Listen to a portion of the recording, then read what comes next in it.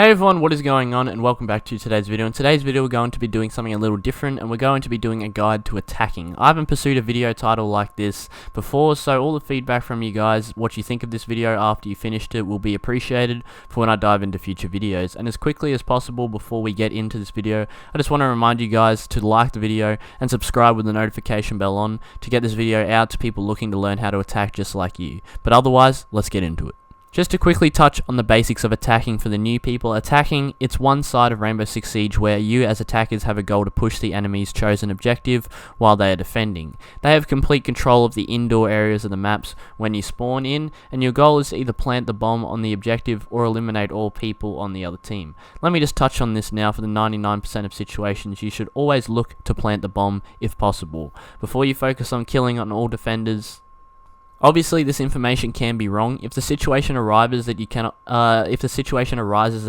plant, such as basically any situation after the final 15 seconds, you really have to play kill, because unless you have confirmed intel, you can't really plant without getting slammed. But just basically, all I wanted to say quickly is plant first, kill later. Now, in attacking, there are two phases of attacking play. There is the drone phase and there is the action phase. In the drone phase, your goal is to locate the objective and understand where you are pushing. That is it. You do not have to waste your drone pinging what you're versing. And another quick tip, always save your first drone from the drone phase. Having two drones when you're pushing helps you out way more than you probably expect. Just having that go-to backup drone when one gets destroyed is really going to help you when you are pushing, especially if you are pushing somewhere where you do not know where an enemy is, but you're not sure where you drone and it gets destroyed. Having that backup drone will basically save your life. Well, maybe not basically, but may just save your life.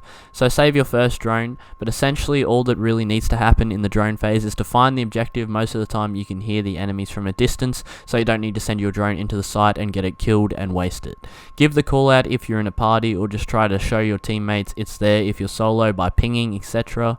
Now we move on to the action phase. The action phase is obviously the main part of the round for both defenders and attackers. You have 3 minutes in a ranked game to push the defending site and take control. In my opinion, when you attack, there is a tip that will stop you from wasting time. The first minute of the attack is the entry phase. In this phase, you focus on droning out where you want to enter the building and taking control of this entry point rooms from the defenders successfully. Do make sure your drone is always where you're pushing though, because if you do not want to get caught off guard in the first minute and get fragged by a roamer, leaving your team in a 4v5, and if this happens to someone else, a 3v5 for the whole round because you weren't paying attention.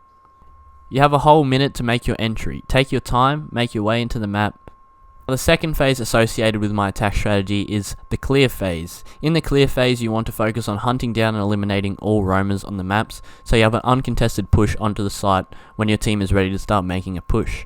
Roam clearing is essential when attacking. You cannot take site or plant the bomb with a roamer on the loose, because the roamer is just going to come behind you and bite you at the last second if you're not careful.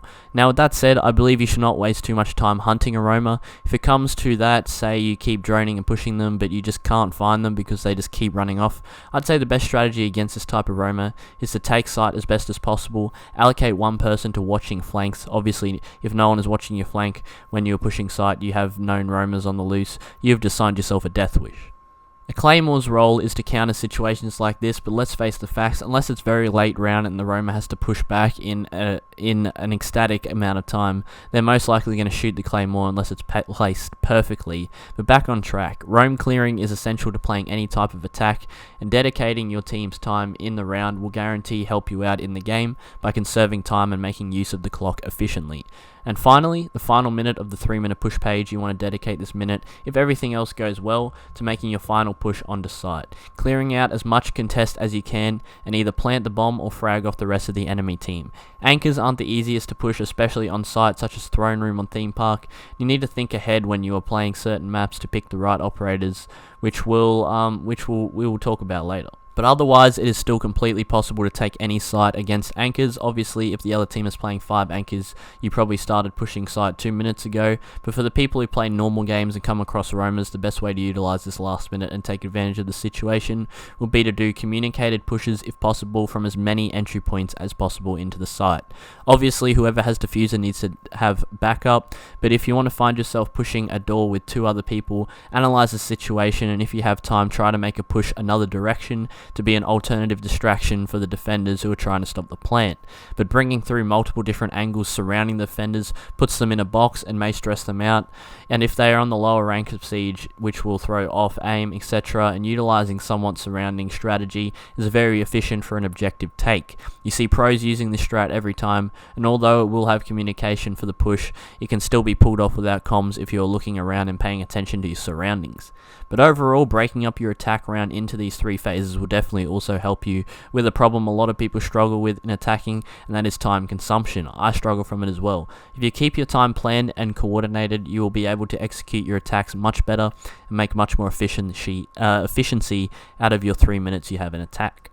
Okay, so that is the round breakdown. Now we are going to go over operator selection. This is another key part of attacking that some of you may overlook. Picking the right operators for the right map is basically just an easy way to increase your chances at winning the round just by picking an operator. Number one example of this is Thermite. He's basically useful on every objective, but obviously there are some he excels in. A few examples would be Border Armory Lockers objective, Chalet Snowmobile objective, Theme Park Throne Room objective, and the list goes on. Now obviously bringing a Thermite isn't going to win you the round, but it can if you can successfully hard breach any of these objectives that I just listed, your chances of winning are higher due to the massive line of sight and hole into the site that you just created.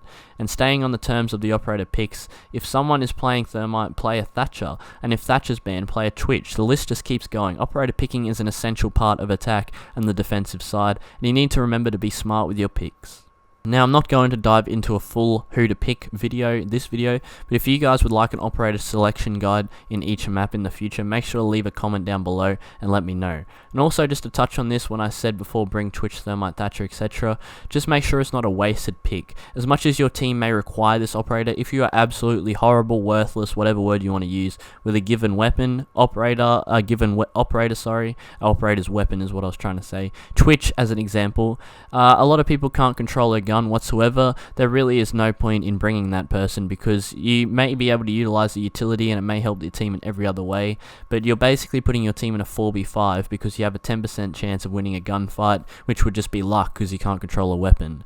But with saying this, I would recommend all of you learn as many operators as you can, because having this flexibility in operator selection can be very vital to a team, a winning team.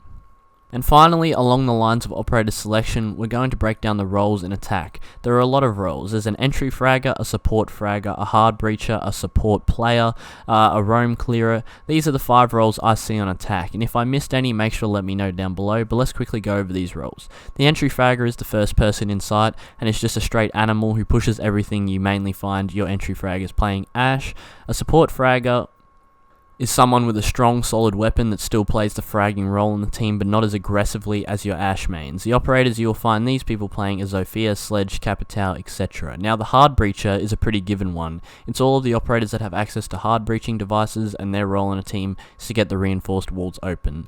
This role consists of Hibana, Thermite, Maverick, and Ace. The support player is basically someone who plays an operator to assist someone else on the team. The main operators in this category is Nomad, Thatcher, Montang, etc. And finally, we have the roam clearer. The roam clearer is basically a fragger whose role is to clear the roam. Really, your whole team should be focused on roam clearing because you need to control the map before you push the objective, but a roam clearer is still an essential role.